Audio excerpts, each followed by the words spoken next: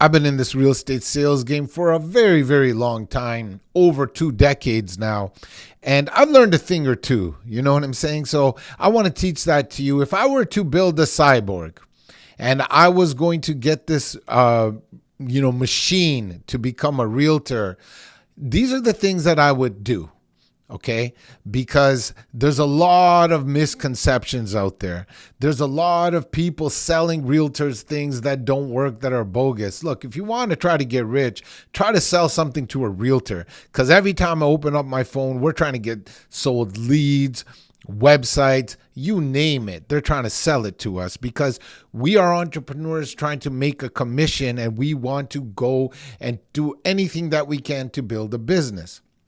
However, if you don't get the foundation right, none of that stuff you buy is going to work. So in this video, I'm going to share with you 5 tips that I would do if I were to start all over, okay? And hopefully this helps you, and if you put it into practice, it definitely will. So without further ado, let's get to it.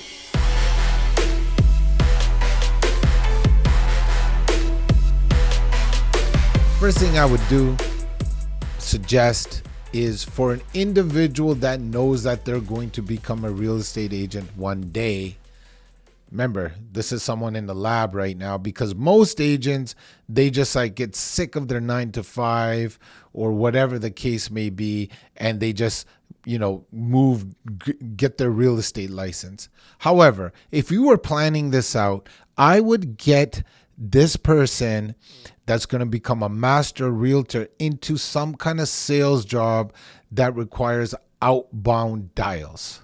All right. So in a call center, selling whatever, driveways being paved, people that need construction, home comfort, furnaces, telecommunication, whatever. We get those calls all the time. Now, why would I do this is pretty obvious, because, calling people is a part of sales. If this individual can build the thick skin to get rejection, build that character and a habitual practice of dialing, just dialing, guys, that is going to put this person head and shoulders over their competition. Without a doubt. I've coached real estate agents. I've coached over 1,000 real estate agents. And here's what I can tell you. The biggest roadblock for me to get through to them is making dials, prospecting.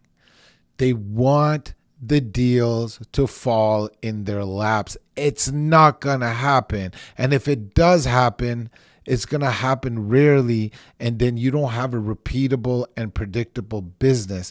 And as a real estate agent, you want to have a business that is on autopilot, that you know where your deals are going to come from, so you can forecast your business, so you can ballpark your revenue, so you can understand your profit, so you can kind of go ahead into what you can afford in your lifestyle.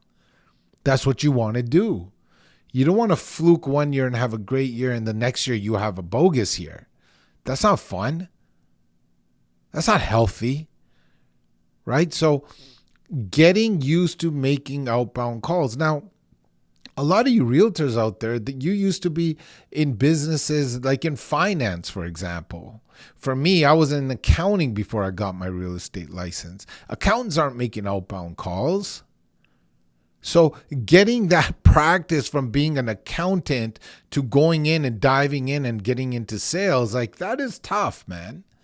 Right? So some of you might be working at a bank where customers are coming into you, and you're really good at customer service. Your customer service is good, which is a part of the real estate sales business you're going to thrive in, because that is a part of being a good realtor, making sure you're taking care of your clients. But first, you got to get the client. People aren't just walking into the bank, y'all. They're not just walking in to buy a house. You have to go find them. So making those dials is so important. And it's the toughest thing to teach by far. The second place is not even close. Prospecting is the lack of prospecting is the number one reason why realtors fail. Period. Right? So they think they can buy leads and, throw money into marketing where people are going to call them. No, that is phase 2, phase 3. That is not phase 1. Because even if people called you and you don't have enough dials, you don't know what to even say. And guess what? The money isn't going to be in the follow-up, even if people are calling you. Look, man, people are not selling or buying a home in the first conversation. So you have to get used to dials to follow up. Even if you spend hundreds of thousands of dollars on lead generation and marketing and people are coming in and you're calling the people that are your leads, the majority of business is going to come on the follow-up. Nobody's going to say, hey, I want to buy a house today. Can you put me in your car and go show me homes? Like, that doesn't happen. You have to get used to reach out. And you have to also because when you start doing outbound dials, what you're going to learn really quick is that your conversion rate is really, really low. So if you're in a business right now where people are coming to you and you're making a paycheck just by showing up and doing your job, man, you are not promised a commission check. So understanding the amount of outbound calls that need to happen for you to even get an appointment, forget about your presentations right now. We're going to get to that. Forget about your presentations. I'm talking about just getting the face-to-face with the client, your potential client. So I would come from a business that is in outbound dialing. So when you get into real estate, you've already built that rhythm. Okay, so now the second thing you need to learn is presentations. Learning presentations. So you have to know what sales presentations you need as a realtor. So you need a good listing presentation. You need a good buyer presentation. So many people get in front of their clients and they wing it. You cannot just wing it. So, real quick, you have to be good at presentations, really good at. And a part of presentations is not just your PowerPoint or what you're going to be presenting on your laptop or the brochures that you're going to be sending, presenting with, whatever the case may be. It's in the way that you articulate yourself. So when I say presentations, it can be narrowed down to communication. A good realtor must master the art of communication. You have to learn to articulate. So whether you're doing that through reading books, listening to audiobooks, practicing your speech, whatever the case may be, a good communicator is a great listener. That is a pro tip for you. Even if feel like you're not good at persuading people, if you're not good at getting your point across, you can win most of your business just by being a good listener. We can all do that. How many realtors talk themselves out of the deal is ridiculous. Ego is not your amigo. Your heart is your friend in this case. You're not a lawyer trying to convince somebody. You are somebody that must use your ability to heartfully listen. When somebody is talking, when your prospect is talking, they will give you the answer. And so many times I have sat through these appointments and I ask questions and I listen. I ask questions, I listen. I am doing 30% of the talking. My prospect is doing 70% of the talking. You know what they say after the appointment? They say, wow, Rick, what a great conversation. If you just become a soundboard for people to be just to talk to and you hear them, your life is going to be a lot easier. You're going to make a lot more money in commission. I promise you. So Make sure you learn the art of communication, and the pro tip is just to listen. Okay, so yeah. The third thing I would do, I'm probably going to add, the reason why I hesitated, I might add one or two things as I'm talking. But the third thing I would do is master one lead generation pillar. So when we get into real estate, we start over studying because we want to get good and we want to learn how to do, business in a very high level. So we might sit in seminars, we might ask people, we might read books, whatever the case may be. And what we try to do is too much, too fast, right? So, maybe we start cold calling and door knocking and online lead generation. And at the same time, we start paying for, bench ads or billboards, whatever the case may be. We're throwing out 4 pillars, 3 pillars. That's not the way this is done. You pick a pillar of lead generation and then you master it.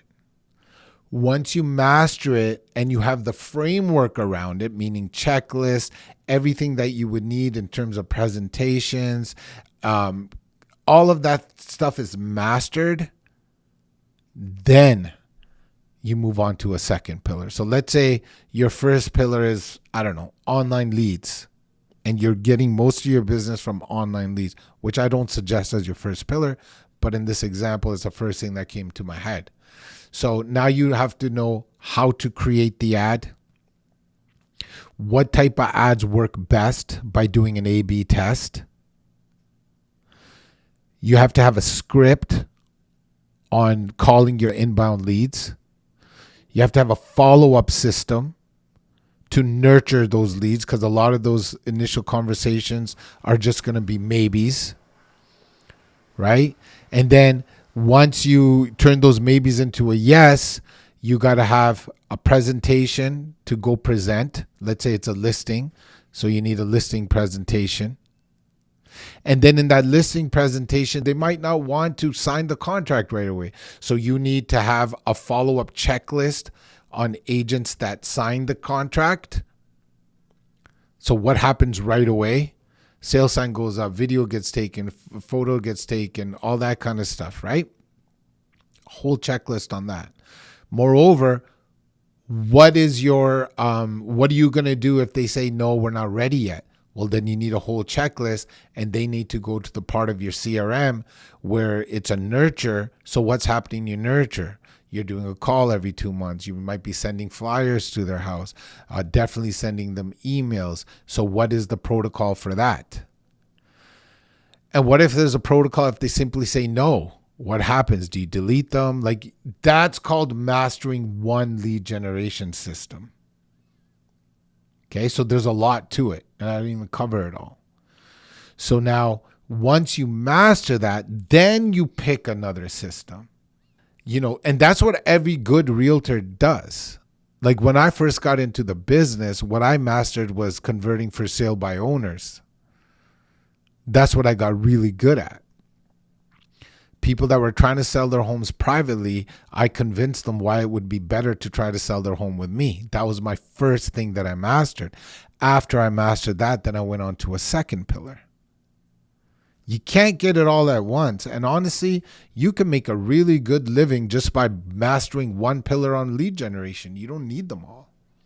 So that's what I would say would be number 3.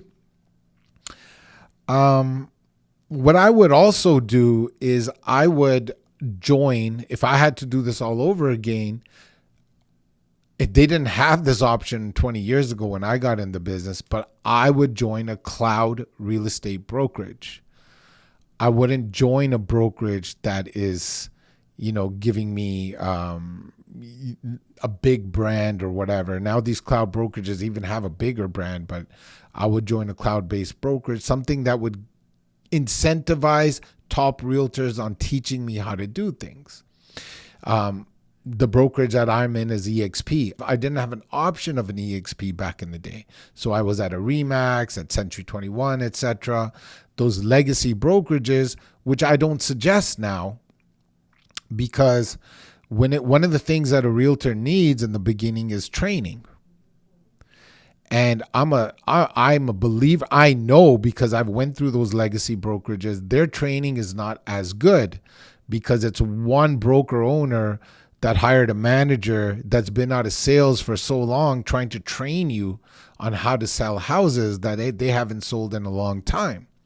Whereas at EXP, in a cloud-based brokerage, you have online training portals. You have top agents looking to train in those portals back in the back end. They're giving you this free advice because, we're built without a franchise agreement. It's all the agents are in the back end. Different video for a different day. If you want to see that, let me know.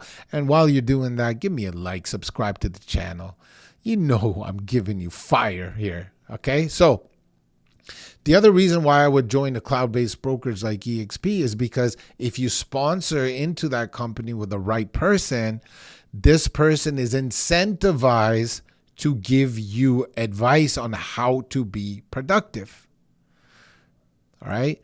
And then lastly, you have different streams of income that you can start growing.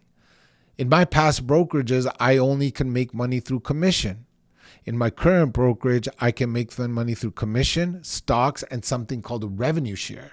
Revenue share is huge, even if you don't go crazy with it. You're leaving money on the table if you're not working for a company that doesn't have revenue share, because the more houses you sell, the more real estate agents you meet. You're doing deals with them. You're meeting my open houses. You're doing seller feedback calls. You're always meeting real estate agents. So these real estate agents are also attracted to a cloud-based brokerage. You can help sponsor them in. The whole kind of different revenue streams that you can do.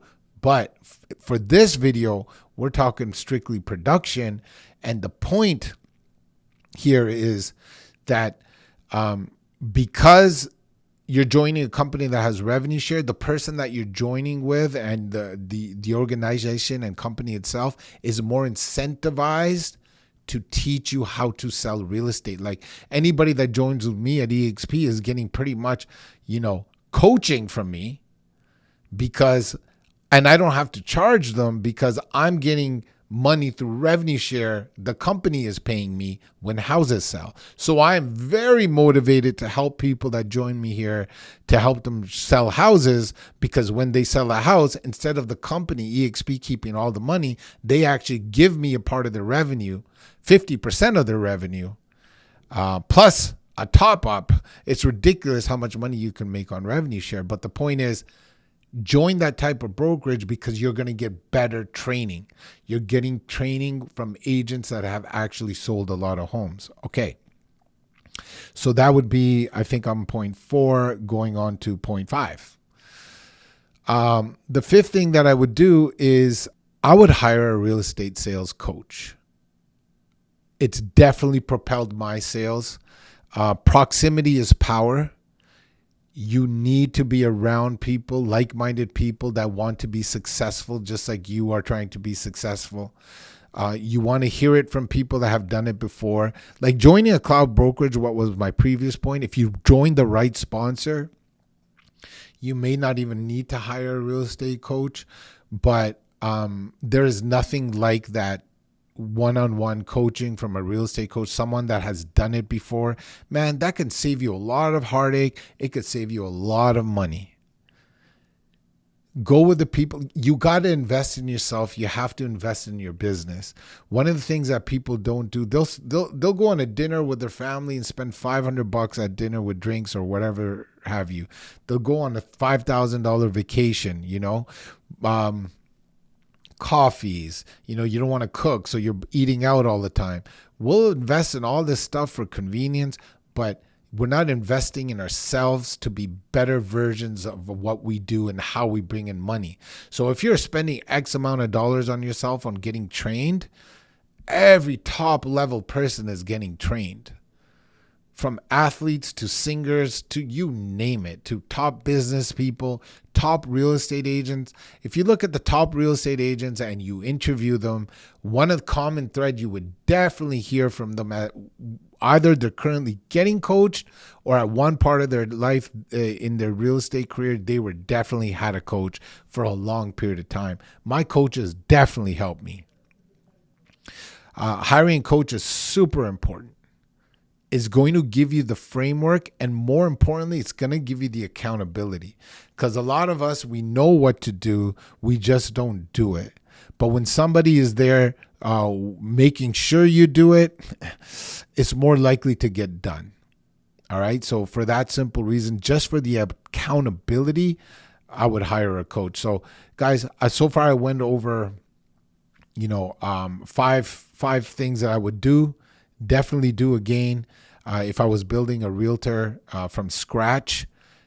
If you do this stuff, you're going to definitely have a way better chance at success. You got to get used to those calls. The outbounding calling is huge. Mastering one lead generation system is huge. Going ahead and joining a cloud brokerage is huge in terms of how far it'll propel you, right? Hiring a coach is definitely a big one. Learning your presentations and the art of communication, that alone can make you thousands of dollars of more every single year just by being a good listener. And let's add one. I think it's very important that we eventually hire an assistant. That would be my 6th point of advice. Again, investing in your business. Your admin can do the things that you don't want to do. A lot of good salespeople, they're not very organized. They don't want to do the grunty stuff. Do the one thing that makes you a lot of money, which is contract acquisition, being in front of people. All the other things of like, hey, when does the lockbox go up? Making sure the photographer is there at the right time, seller feedback calls, building your lead generation funnel, your nurturing funnel, all that kind of stuff, controlling your CRM. I don't even know how to use my CRM. My admin does it for me.